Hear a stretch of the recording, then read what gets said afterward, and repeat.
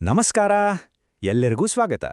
ಇವತ್ತಿನ ಈ ಚರ್ಚೆಯಲ್ಲಿ ಆದಾಯ ಎಷ್ಟೇ ಇರಲಿ ಹೂಡಿಕೆಯನ್ನು ಸ್ಮಾರ್ಟ್ ಆಗಿ ಹೇಗೆ ಮಾಡೋದು ಅಂತ ನೋಡೋಣ.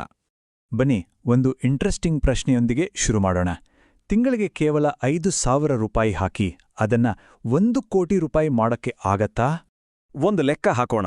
ಪ್ರತಿ ತಿಂಗಳು 5,000 ರೂಪಾಯಿನಂತೆ 25 ವರ್ಷಗಳ ಕಾಲ ಹೂಡಿಕೆ ಮಾಡಿದ್ರೆ ನಮ್ಮ ಕಡೆಯಿಂದ ಹೋಗೋ ಒಟ್ಟು ದುಡ್ಡು ಕೇವಲ 15 ಲಕ್ಷ ರೂಪಾಯಿಯಷ್ಟೇ. ಆದರೆ ನಂಬೋಕೆ ಕಷ್ಟ ಆದ್ರೂ ಸತ್ಯ. ಆ ಹೂಡಿಕೆಗೆ ವರ್ಷಕ್ಕೆ ಸರಾಸರಿ 13% ರಿಟರ್ನ್ ಸಿಕ್ಕರೆ ಅದೇ 15 ಲಕ್ಷ ಬರೋಬ್ಬರಿ 1,13,00,000 ಆಗಿರುತ್ತೆ. ಹೇಗಂತೀರಾ? ಅದೇ ಪವರ್ ಆಫ್ ಕಾಂಪೌಂಡಿಂಗ್, ಅಂದ್ರೆ ಚಕ್ರಬಡ್ಡಿಯ ಮ್ಯಾಜಿಕ್. ಗಳಿಸಿದ ಬಡ್ಡಿ ಮೇಲೆ ಮತ್ತೆ ಬಡ್ಡಿ ಬರ್ತಾ ಹೋಗೋದು. ಸರಿ, ಹೂಡಿಕೆ ಮಾಡಿ ಕೋಟಿ ಗಳಿಸೋ ಆಸೆ ಎಲ್ರಿಗೂ ಇರುತ್ತೆ. ಆದ್ರೆ ಅದಕ್ಕೂ ಮೊದಲು ಒಂದು ತುಂಬಾನೇ ಮುಖ್ಯವಾದ ಅಡಿಪಾಯ ಹಾಕೋಬೇಕು. ನೋಡಿ, ಈ 2 ವಿಷಯಗಳನ್ನ ಮಿಸ್ ಮಾಡ್ಲೇಬಾರ್ದು. ಒಂದು ಹೆಲ್ತ್ ಇನ್ಶೂರೆನ್ಸ್, ಇನ್ನೊಂದು ಟರ್ಮ್ ಇನ್ಶೂರೆನ್ಸ್. ಯಾಕಂದ್ರೆ ಸಡನ್ ಆಗಿ ಏನಾದರೂ ಆರೋಗ್ಯ ಸಮಸ್ಯೆ ಬಂದ್ರೆ ನಮ್ಮ ಉಳಿತಾಯ ಎಲ್ಲ ಖಾಲಿಯಾಗ್ಬಾರ್ದಲ್ವಾ? ಹಾಗೇನೆ ನಮ್ಮ ಅನುಪಸ್ಥಿತಿಯಲ್ಲಿ ಕುಟುಂಬಕ್ಕೆ ಆರ್ಥಿಕವಾಗಿ ಆಸರೆಯಾಗಿರಬೇಕು. ಇವೆರಡು ನಮ್ಮ ಹೂಡಿಕೆಯ ಪಯಣಕ್ಕೆ ಒಂದ್ರೀತಿ ಸೇಫ್ಟಿ ಗಾರ್ಡಿದ್ದ ಹಾಗೆ. ಹಾಗಾದ್ರೆ ಆರ್ಥಿಕ ಸುರಕ್ಷತೆ ಬಗ್ಗೆ ಮಾತಾಡ್ವಿ. ಈಗ ನೇರವಾಗಿ ಆಕ್ಷನ್ ಪ್ಲಾನ್ಗೆ ಬರೋಣ. ಮೊದಲಿಗೆ 20ರ ವಯಸ್ಸಿನಲ್ಲಿರುವ ಹೂಡಿಕೆದಾರರು ಏನ್ ಮಾಡ್ಬೇಕು ಅಂತ ನೋಡೋಣ. 20s ಅನ್ನೋದು ಹೂಡಿಕೆಯ ಗೋಲ್ಡನ್ ಪೀರಿಯಡ್. ಯಾಕಂದ್ರೆ ಇಲ್ಲಿ ನಮ್ ಜೊತೆ ಸಮಯ ಇರುತ್ತೆ. ಅದುವೇ ನಮ್ಮ ಅತಿ ದೊಡ್ಡ ಅಸ್ತ್ರ. ರಿಸ್ಕ್ ತೆಗೆದುಕೊಳ್ಳಕ್ಕೆ ಧೈರ್ಯ ಇರುತ್ತೆ. ಹಾಗಾಗಿ ಹೆಚ್ಚು ಆದಾಯ ತರುವಂಥ ಹೂಡಿಕೆಗಳ ಮೇಲೆ ಗಮನ ಹರಿಸಬಹುದು. ಇಲ್ಲಿ ನೋಡಿ, 20ರ ವಯಸ್ಸಿನವರು ತಿಂಗಳಿಗೆ 10,000 ರೂಪಾಯಿ ಹೂಡಿಕೆ ಮಾಡಿದ್ರೆ ಅದನ್ನ ಹೇಗೆ ಹಂಚಬಹುದು ಅನ್ನೋದಕ್ಕೆ ಇದೊಂದು ಉದಾಹರಣೆ. ಆದಾಯ ಹೆಚ್ಚಾದಂತೆ ರಿಸ್ಕ್ ತೆಗೆದುಕೊಳ್ಳೋ ಸಾಮರ್ಥ್ಯನೂ ಜಾಸ್ತಿ ಆಗುತ್ತೆ. ಅದಕ್ಕೆ ಮಿಡ್ ಕ್ಯಾಪ್ ಮತ್ತು ಸ್ಮಾಲ್ ಕ್ಯಾಪ್ ಫಂಡ್ಗಳಲ್ಲಿ, ಅಂದ್ರೆ ವೇಗವಾಗಿ ಬೆಳೆಯೋ ಕಂಪನಿಗಳಲ್ಲಿ ಹೆಚ್ಚು ಹೂಡಿಕೆ ಮಾಡಿರೋದನ್ನ ಗಮನಿಸಬಹುದು. ಸರಿ, ಈಗ 30ರ ದಶಕಕ್ಕೆ ಬರೋಣ.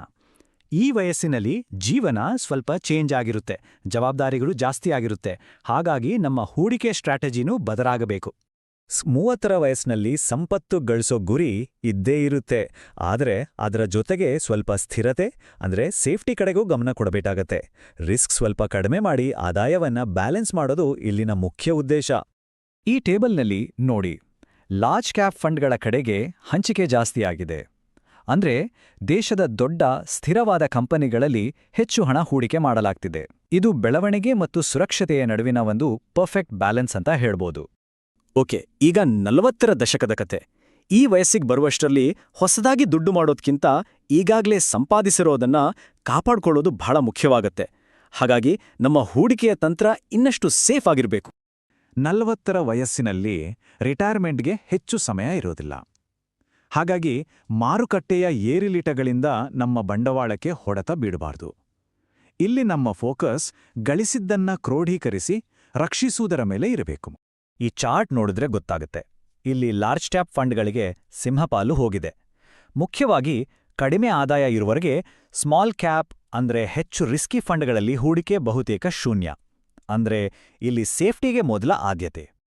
ಒಂದು ವಿಷಯ ಸ್ಪಷ್ಟವಾಗಿರಲಿ, ನಾವು ತೋರಿಸಿದ ಈ ಟೇಬಲ್ಗಳೆಲ್ಲ ಒಂದು ಮಾದರಿಯಷ್ಟೇ. ಇದೇನು ಕಲ್ಲಿನ ಮೇಲೆ ಕೆತ್ತಿದ ನಿಯಮ ಅಲ್ಲ. ಪ್ರತಿಯೊಬ್ಬರ ಆರ್ಥಿಕ ಪರಿಸ್ಥಿತಿ, ಗುರಿಗಳು, ರಿಸ್ಕ್ ತೆಗೆದುಕೊಳ್ಳೋ ಸಾಮರ್ಥ್ಯ ಬೇರೆ ಬೇರೆ ಇರುತ್ತೆ. ಹಾಗಾಗಿ ಇದಕ್ಕೆ ತಕ್ಕಂತೆ ತಮ್ಮದೇ ಆದ ಪ್ಲಾನ್ ಮಾಡ್ಕೊಳ್ಳೋದು ತುಂಬಾನೇ ಮುಖ್ಯ. ಓಕೆ, ಈಗ ವಯಸ್ಸಿಗೆ ತಕ್ಕಂತೆ ಯಾವ ರೀತಿ ಹೂಡಿಕೆ ಮಾಡಬೇಕು ಅನ್ನೋ ಒಂದು ಐಡಿಯಾ ಬಂತು.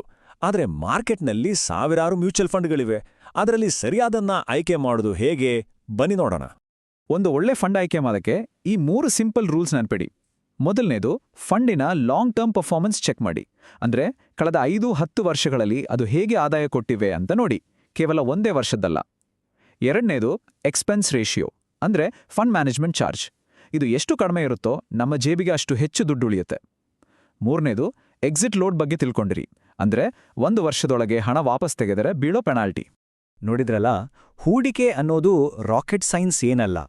ಅದೊಂದು ಸರಿಯಾದ ಪ್ಲಾನ್ ಮತ್ತು ಶಿಸ್ತಿನ ದಾರಿ.